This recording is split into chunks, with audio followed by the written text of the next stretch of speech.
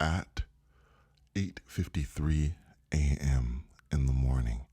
And I am, of course, taking this moment on this Saturday morning, fairly early for me because normally I will try to sleep in on the weekends. I am taking this moment to share an experience with you that I just had not too long ago.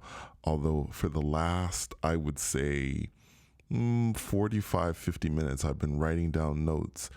There was an object that I saw along the way as I was going to the point where I saw this thing. I'm going to get into this.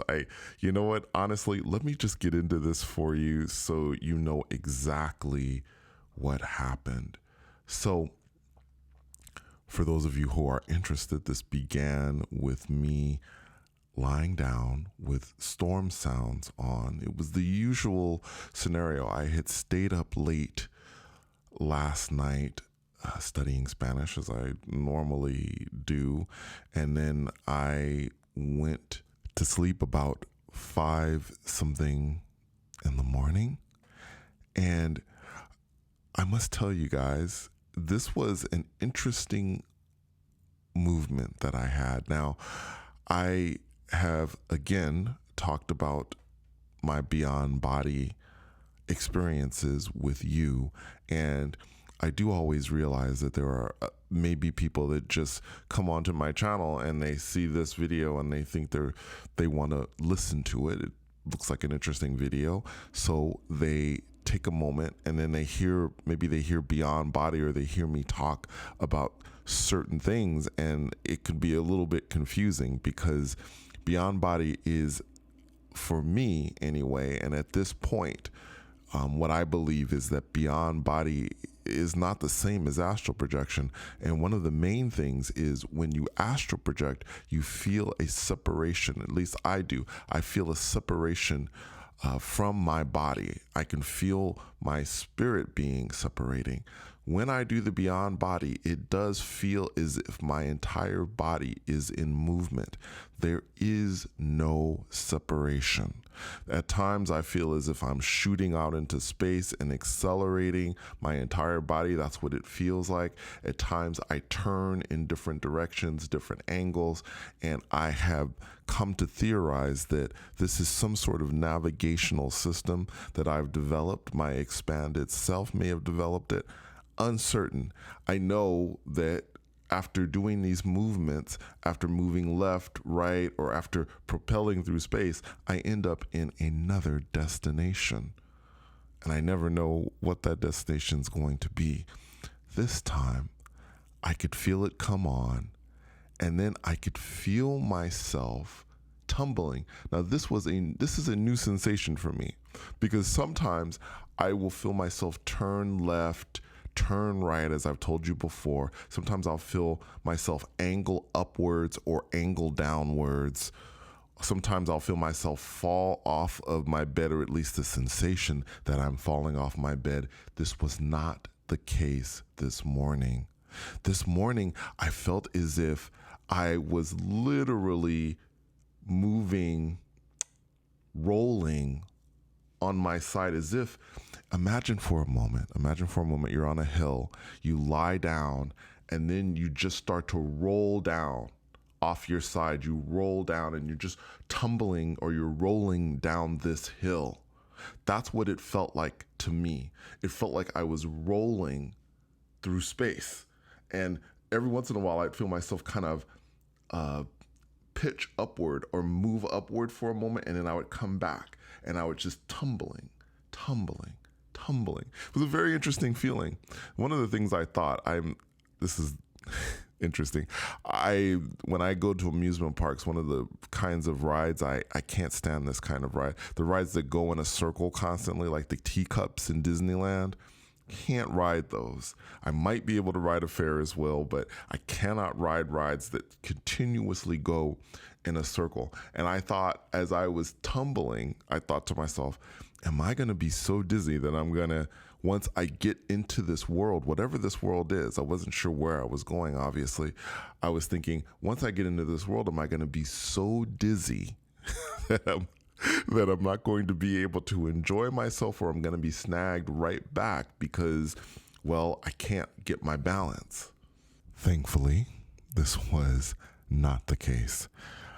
When I first arrived, and let me take a moment to kind of bring you through, and I hope I can do this appropriately through my words. I really do try to bring this through this emerging into this world, whatever it was, this place, this new world that I was entering. I first saw just faded colors, maybe reddish, sort of mixed with dark. I could see the silhouette of something. And I've seen this before. I've seen sort of the silhouette of things, of objects, of a place before I emerged. It is a sort of a fade in kind of a thing. When you go to a movie, you see that the darkness slowly lifts and you can slowly see the scene. But in this particular experience and in other experiences as well, I saw the silhouette. I saw colors. I saw the silhouette of something becoming, or at least of me arriving. And I could see sort of the silhouettes of people at first. Groups of people. I think there were a lot. And slowly, those silhouettes, those first impressions began to take shape, and they began to get depth, and they became more like 3D. And I remember I was moving as this was happening, as things were taking shape. I was moving. Guys, I was in some sort of subterranean tunnel. Now, what I believe, I did not see a train system or a subway system at this point, but I do know that I was in some sort of subterranean system. Those of you who have a subway in your city, you'll know exactly what I'm talking about. You get out of a train, and then many times as you're coming out of the train, you'll have to go through maybe a hall, or I'm sorry, not a hall. You'll be going through a tunnel that is in between the place where you have the train that stops, and then you have the stairs that go up out into whatever city you happen to be entering. New York comes to mind, and there's a reason why I put New York in the title, which you're going to see in a few moments here. But as I was walking, excuse me, as I was walking, I was checking people out as I was moving. I was watching other people walking around me. And let me tell you something, guys. I was so tempted to grab someone as I was walking through this subterranean tunnel and asking them, what is this place? But I kept my discipline, because I know normally if I do this too soon, I'm going to get pulled back. So I kept quiet. I was just observing people. I was watching people. And by the way, guys, I was watching my breath, something that I always tell you about. I was monitoring that, because when you breathe, when you take in deep breaths, it can help you to stay where you are when you're in a place. It really does assist you. It assists you, I think, in getting to the experience, and I think it also assists you in remaining in that experience until you're ready to go. And that's what I was doing as I was walking. Now, there was something that kind of frustrated me. There was a point in this tunnel where I saw an object, and I remember thinking to myself, remember this object, because it was an interesting one as I was walking by it. And oh my gosh, it's so funny to me. You tell yourself to remember something, and then for me, again, I start to forget things when I come back here, and I cannot confirm what I saw. Something it may have had something to do with a map of some sort that I saw that was an unusual looking map, or some sort of visual thing that I saw that made me think, I want to remember this. But I cannot pinpoint what the exact name of this thing was. Now, as I continued to move forward, I could see that there was a stairway, a way out. And I remember thinking to myself, okay, one of my focuses was, in this instant, was definitely to get outside because I wanted to see what was outside. And I could see that I was coming to a stairway and there were people that were coming up. One of the first things I thought of as I was coming closer or approaching this stairway was that this place did not seem to go down as deep as I thought it was. I thought to myself, there are not that many stairs. That's interesting, because I could see people going up, and then I could see that there was some sort of city that was outside of it, but I couldn't quite see what it was. I know it was very busy, like a big city like New York.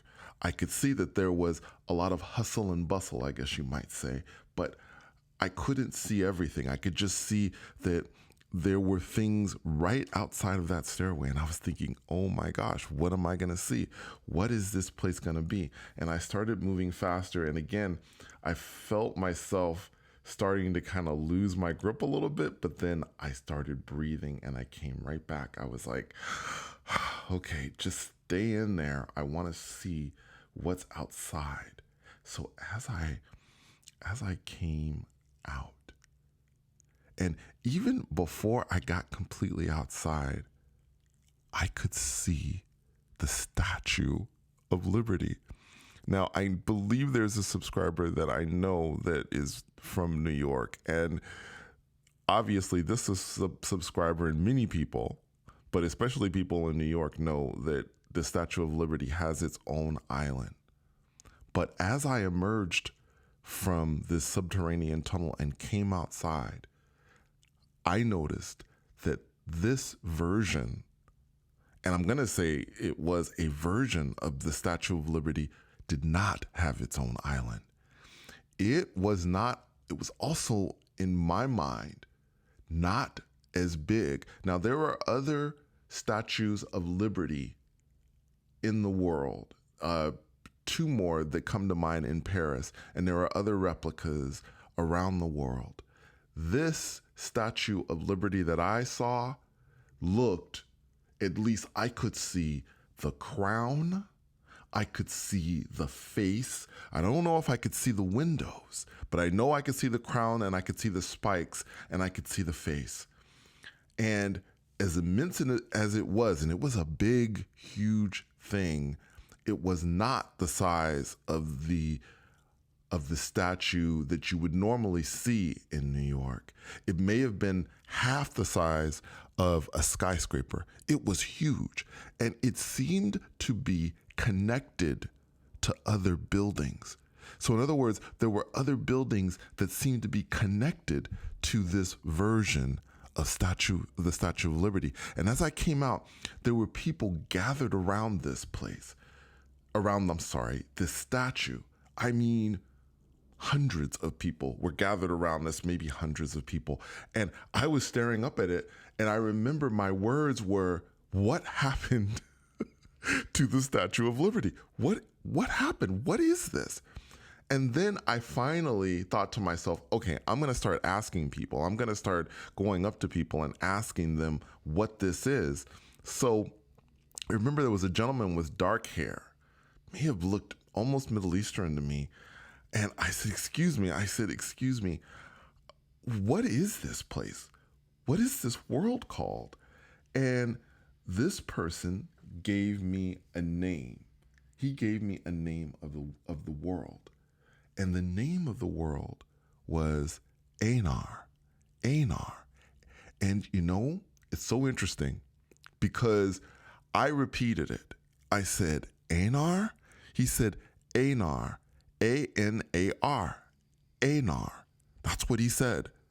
Now, it's an unusual name. I've never heard that, but I Googled it and it means pomegranate. And I think it may be Hindi from India. I'm not sure. It may be connected to that language, but that is what this place was called. Einar. Very interesting. And I remember I was so excited and I looked at this dude and I said, well, I'm from Earth and I got to get back because I was thinking, honestly, I was thinking about you guys. I was thinking, I got to get back and tell people about this. And I remember there were hands on me or there were people all around me. And I remember, I got to go. I'll see you later. And then I remember I thought to myself, I want to be back. And then instantly I thought I heard like a sound. And then boom, I opened my eyes back here and I got immediately on the microphone. And that's it. That's my experience, guys. That is my experience. Very interesting. Be very interested to see what you guys think. Anyway, thank you so much for coming on another journey with me. And until next time, take care.